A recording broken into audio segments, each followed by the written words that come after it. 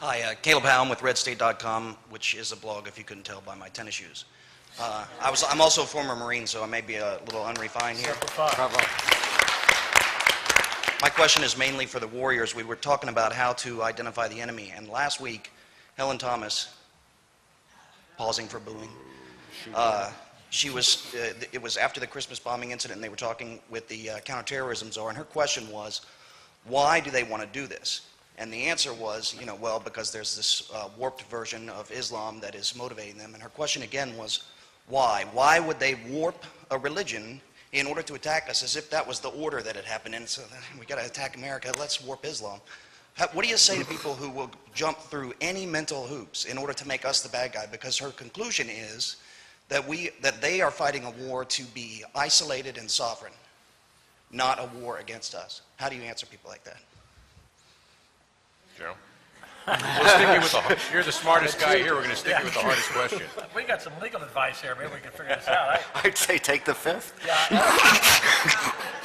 I mean, they just have to increase their understanding of what's going on. I mean, they don't understand the foundation of what's going on, so they need to increase their reading. Sure, but people like Helen Thomas drive the debate that other people see every day on TV. How do you answer them? How do you explain to them why she's wrong? Hopefully, there are other voices out there that are rational and they can explain it in ways that they're not in the White House press corps. Yeah. Well, let me say this, and this, I don't care about being popular, whatever. The first thing you got to do is you got to study and understand who you're up against.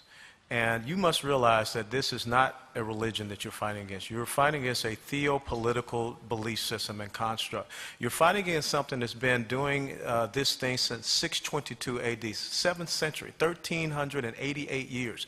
You want to dig up Charles Martel and ask him why he was fighting the Muslim army at the Battle of Tours in 732. You want to ask the Venetian fleet at Lepanto why they were fighting a Muslim fleet in 1571.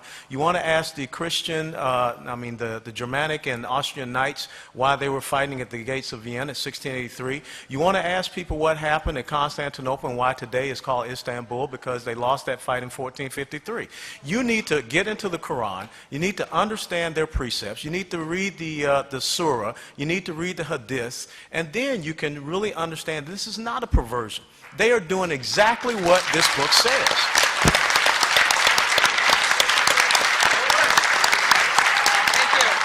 But, all right, and I want to close by saying this, and I think we have said this all through this morning so far.